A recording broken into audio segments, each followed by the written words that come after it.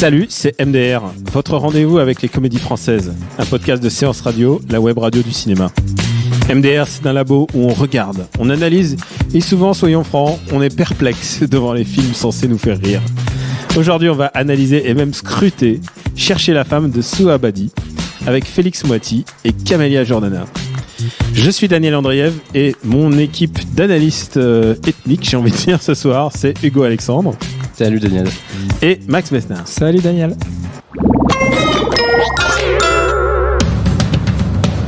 Je crois qu'il va me reconnaître. Il est parti 10 mois, pas 10 ans. Alors ? On reconnaît plus son frère. C'est quoi ce nouveau look là? Je suis un nouvel homme. Dieu le miséricordieux a éclairé ma voie. Faut que tu redescendes, hein, t'es juste un homme du Moyen-Âge. Putain, il était parti travailler dans un hôtel. Ça va Fabrice? Par contre, Fabrice, c'est fini, maintenant c'est Farid. Attends, laisse-moi monter. C'est quoi votre mission? Guider les gens. Avec douceur et sagesse. T'es devenu le Dalai Lama, quoi. Tu te fous de ma gueule, là ? Son frère l'a enfermé. Rends-moi mon portable. Je sais pas quoi faire. T'es au courant qu'il y a de la gélatine de porc dans les puces? Bon appétit. T'es fou, quoi. Non. T'inquiète, je vais te coacher. Hors de question. Assalamu alaikum. Du coup, ça va? Il y a une dame pour toi. Ah non, ça c'est pas une dame, ça c'est une tante Quechua. Ouais, vaste programme. Bon allez, je me charge de faire le résumé en 2 mots. C'est l'histoire d'un couple qui s'aime, c'est Armand et Leila, ils sont étudiants et ils s'apprêtent à partir à la grande aventure à New York. Sauf que le frère de Leila revient, il s'appelle Mahmoud, il a fait un petit stage au Yémen et il revient évidemment transformé et comme on dit pudiquement dans les médias, il a été un peu radicalisé. Et il empêche sa sœur de sortir et il a décidé de lui trouver un mari et voilà. Et Armand n'a pas d'autre choix. Armand qui est joué donc par Félix Moiti et n'a pas de choix. Il doit enfiler un voile intégral et c'est comme ça qu'il s'introduit chez Leila pour essayer de communiquer avec elle. Et voilà, il se fait passer pour Sherazade. Et le twist, c'est que Mahmoud va tomber amoureux de Félix Moiti sous ce voile. Parle d'un twist. C'est un twist comme un autre. Donc oui, si vous voulez voir une comédie avec Félix Moiti sous un voile qui apprend à courir avec des talons, ne cherchez pas plus loin, il n'y a que cette comédie-là cette année. Max, non, pas moi. Je plaisante. Alors, par où commencer? Écoute, je vais commencer. Le truc, c'est que quand j'ai vu le trailer et quand j'ai vu le sujet, je me suis dit, oh merde, putain, mais c'est pas possible. En plus, ils le sortent une semaine après la fin du Ramadan. Genre, waouh, c'est super tendax. Et puis surtout, je croyais pas au potentiel comics. Au potentiel comique pur de Félix Moiti, de Camélia Jordana, j'y croyais pas une seule seconde, je pensais que ça allait être insultant et tout. Et pour moi la surprise c'est que c'était pas insultant et au contraire ça faisait beaucoup la morale à tel point que je ne pouvais pas aller contre ce film en fait. Le film faisait énormément d'efforts pour rendre tout le monde un peu plaisant. Vas-y Max, toi, enchaîne. Allez-y, balancez. Okay. Balancez votre haine. Non, j'ai pas nécessairement envie de balancer ma haine sur ce film parce que je pense que derrière la réalisatrice Souabadi a quand même énormément de bonne volonté. Je pense que c'est quelqu'un qui a dû sûrement faire face à des choses assez compliquées dans sa vie. Donc, faut rappeler que c'est une Iranienne c'est pas simple déjà. Je pense en France de pouvoir réaliser des films quand t'es une femme, ça va être encore plus compliqué quand tu es d'origine iranienne, quand tu es iranienne. Donc voilà, déjà on peut reconnaître ça, toute la bonne volonté du monde. Elle essaye de raconter quelque chose d'assez fort, faut être honnête. C'est pas forcément un sujet, c'est pas même du tout un sujet qui donne envie de rigoler. La radicalisation, surtout en ce moment, les attentats, etc. Tu parles d'une comédie. Moi, j'ai dû sourire, une paire de fois pendant la séance. Je me suis surtout beaucoup ennuyé. J'ai été, contrairement à toi, choqué par certains propos. Je trouvais que c'était très radical pour le coup. Elle a envie de dénoncer des choses. C'est vrai qu'elle a envie de donner des leçons de morale et ça se ressent beaucoup. J'ai trouvé ça très très maladroit et finalement ça a eu sur moi, je pense, l'effet inverse de celui que Souabedi voulait donner. C'est-à-dire que ce n'est ni drôle ni pertinent à mes yeux. Voilà. Je vais répondre à tes trucs, mais d'abord je vais laisser Hugo parler.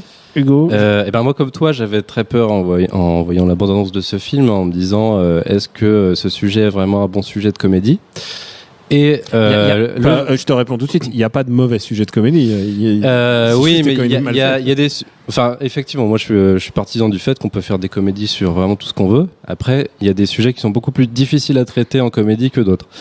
Et pour moi, le vrai twist de ce film, c'est que c'est pas du tout une comédie, que c'est un véritable pamphlet contre le fondamentalisme. Et en fait, pour moi, ça n'a aucun intérêt dans un drame de présenter un extrémiste avec aussi peu d'aspérité, aussi peu de caractère que ce personnage.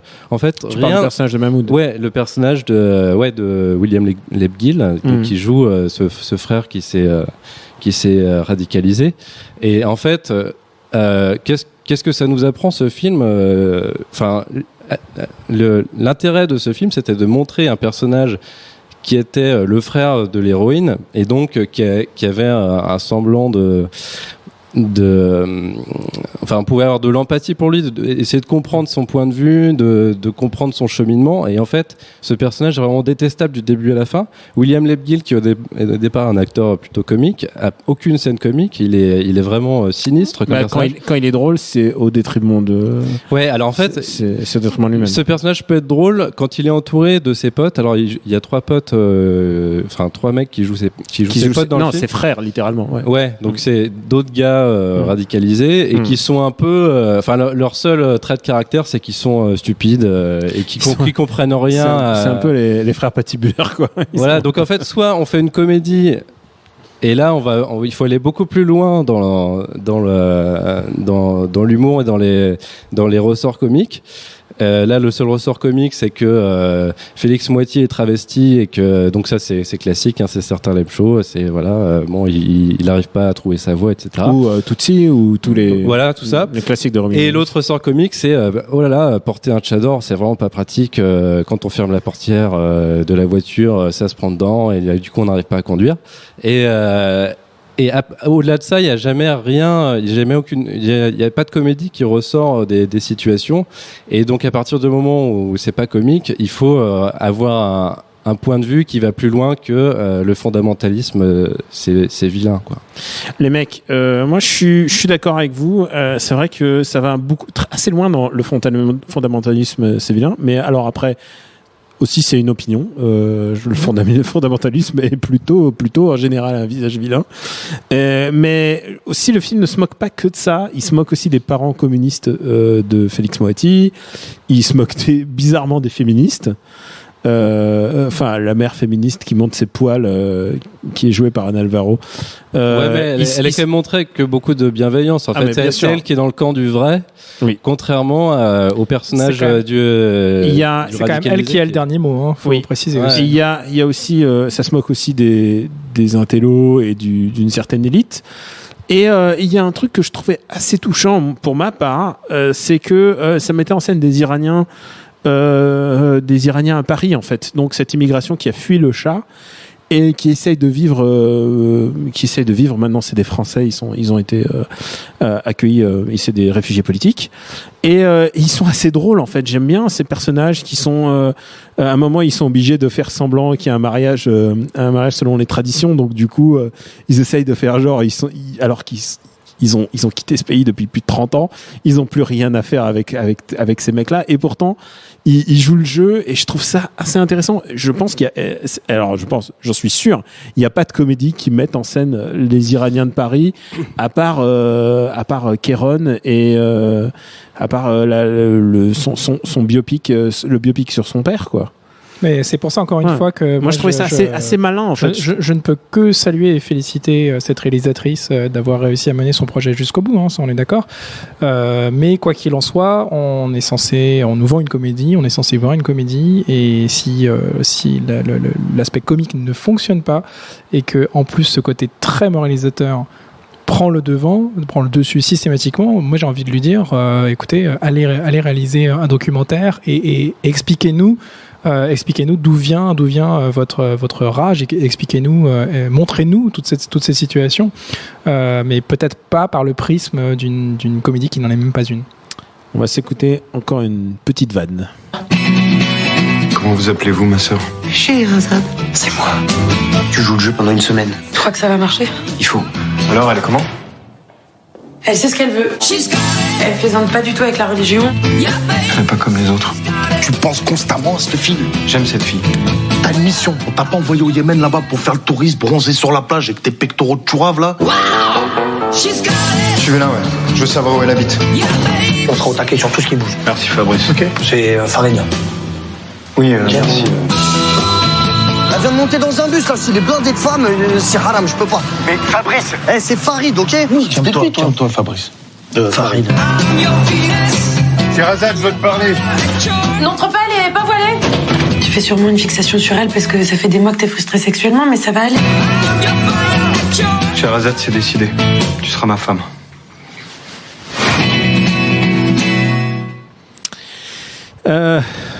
Parlons de la prestation de Félix Moati. Il y a des scènes qui sont vraiment bizarres je me les remémore en écoutant le trailer. C'est Félix Moati qui est habillé en voile intégrale et qui s'entraîne à courir en talons. Pourquoi diable faire ça? Pourquoi? Genre, quel est le sens? À un moment, on les voit en train de faire une course sur 100 mètres et pour montrer... Le truc, c'est que c'est une comédie et quand tu vois la bande-annonce, la musique qu'ils mettent, les petits effets de silence et tout, c'est clairement, l'ambition, c'est clairement de faire une comédie. Et or, Félix Moati est chargé de porter la comédie à lui tout seul, puisque les autres personnages sont... alors, t'as William Lebguil, donc j'en ai parlé tout à l'heure, c'est vraiment le méchant, mais méchant sans aspérité comique. Et il y a Camille Jordana il a pas l'air heureux du tout de retrouver sa famille, en tout cas. Non, bah oui, il est glaçant, quoi. Et Camille Jordana, elle est sous la coupe de ce gars-là, donc forcément, elle se lamente, voilà. Donc elle a pas non plus de scène comique. Donc Félix Moati, il fait tout ce qu'il peut pour rendre le sujet drôle, mais c'est compliqué avec ce point de départ là, parce que ce qui marche dans certains lame shows marche pas forcément dans ce contexte-là. Ah ouais. Et ou dans Rabbi Jacob, j'ai envie de te dire, pour citer quand même la référence. Oui, alors les comédies de déguisement, ça a toujours marché, ça a toujours existé et ça peut être drôle dans certains cas, mais là, il faut que ce soit écrit. Faut que ce soit écrit comme une comédie, en fait. Et en fait, c'est écrit comme un pamphlet. C'est vrai que quand tu y penses, c'est que le personnage de Félix Moati, quand même, il se casse la tête quand même, alors qu'il est fils d'Iranien, mais qui est échappé du Shah, donc. Et donc lui, il a rien à faire de la religion. D'ailleurs, ses parents communistes interdisent toute forme de religion presque à la maison.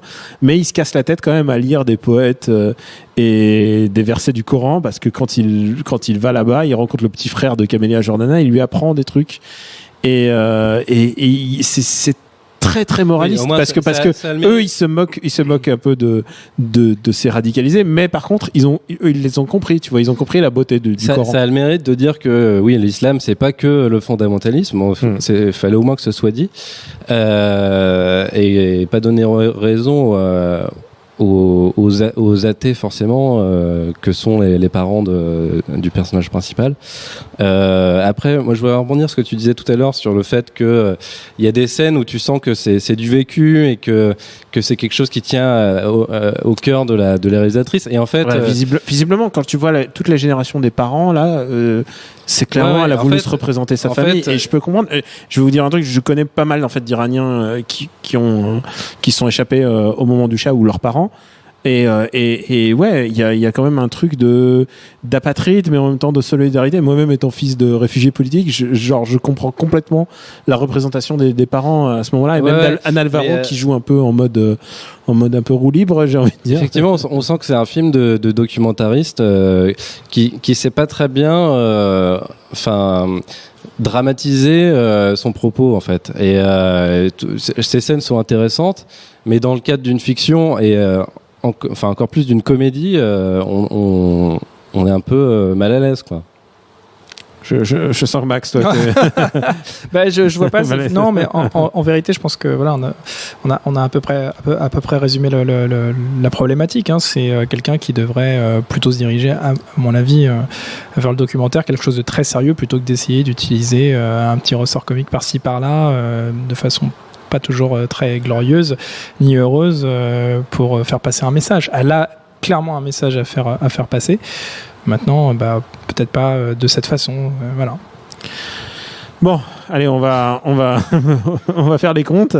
Hugo, combien tu mets sur la table? Combien tu mets à la caisse de ton cinéma? Ça me semble être un film très sincère, très. Oui, mais la sincérité. C'est le problème, c'est que moi, je suis partisan de ce film, mais partisan avec des retenues, mais ce que je veux dire, c'est que la sincérité ne suffit pas. J'ai évalué un film et j'ai passé un très mauvais moment devant ce film. Ça m'a pas fait rire, ça m'a pas fait réfléchir, donc 0 €. Alors moi, on va dire que c'est comme du crowdfunding. Ça m'a pas du tout fait rire et je le conseille pas. En tant que comédie, c'est complètement raté. Mais c'est vrai que derrière, il y a cet effort et ça m'embêterait de devoir de sanctionner quelqu'un qui a visiblement des choses à dire et qui a envie de les raconter. Donc peut-être un euro symbolique pour couvrir les frais de cette production et puis l'inviter à faire autre chose derrière. Bah écoutez les mecs, moi je mets 6,5 € et je vais vous dire pourquoi. Parce que c'est très précis. Ouais. Parce que oui, j'ai l'impression que c'est le tarif réduit du matin en fait, c'est pour ça. Mais en fait parce que j'ai vu trop de reportages sur les jeunes radicalisés. J'en ai vu des dizaines et j'ai l'impression qu'ils se ressemblent tous au bout d'un moment et c'est terrifiant parce que tu perds le sens de la réalité en fait. C'est genre si tous les gamins qui repartent en voyage, ils reviennent le cerveau lavé, genre au bout d'un moment, ça devient presque de la fiction. Et j'aime bien l'idée qu'une comédie puisse encore s'y pencher, même avec ses maladresses. On va pas faire le débat, mais il aurait fallu s'y pencher justement. Voilà, pas qu'on ait exactement le même point de vue à la fin. Il y a des moments qui m'ont fait rigoler. Je sais que la salle a rigolé un peu plus que moi et pas exactement au même moment. Donc je m'interrogeais sur ce rire, mais je pense qu'il faut pas souvent pas toujours s'interroger sur le rire, mais juste le prendre comme il vient.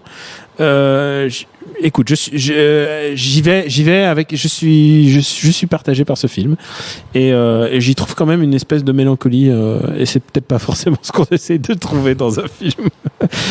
Vos recommandations, Hugo? Je suis sûr que t'as une reco. Rabbi Jacob. Ça évidemment. Voyez-le régulièrement. On recommande Rabbi Jacob autour de cette table, c'est fait. Voilà. Non, mais t'en as parlé un peu tout à l'heure. Moi, je vais recommander le film de Kéron, Nous trois ou rien, qui est sorti en 2015. Que moi, j'ai pas du tout aimé, par exemple. Ouais, mais alors, oui, c'est pas vraiment le même sujet déjà. C'est plus l'intégration en France, mais Kéron raconte l'histoire de son père, donc qui est natif d'Iran, qui a connu le Shah puis Roménie, donc ils ont dû émigrer et s'intégrer en France. Et dans ce film-là, c'est une comédie. Mais la comédie s'appuie sur vraiment un récit autobiographique qui est cohérent, quoi. C'est écrit et en fait la comédie est au service de ce récit et pas juste d'idées, quoi, d'idées générales. Bah, tu vois par exemple là tu cites un exemple et en général les gens ont une tendresse pour ce film. Au contraire, l'exemple du film de Kéron, ça marche pas du tout sur moi parce que ça alterne des scènes de la torture en prison, c'est LOL. Et il se fait torturer en prison et il prend ça à la déconnade et ensuite ça devient un peu il essaye de faire un film en l'honneur de son père, quoi. Mais ce que t'en retiens, moi je l'ai vu il y a 2 ans, parce que j'en retiens pas que la prison c'est drôle. Tu vois, l'important c'est ce qu'on en retient. C'est une des 2 scènes que je me souviens et que finalement que Kéron sauve sa famille même en étant bébé puisqu'il vomit sur le policier. Quel héros. Et toi, Max? Alors, la recommandation évidente, ça serait Jackie au Royaume des Femmes. Ouais. Je pense que tu vas sûrement nous en parler. Spoiler. Moi, j'avais envie de parler d'un film qui s'appelle Les Chats Persans.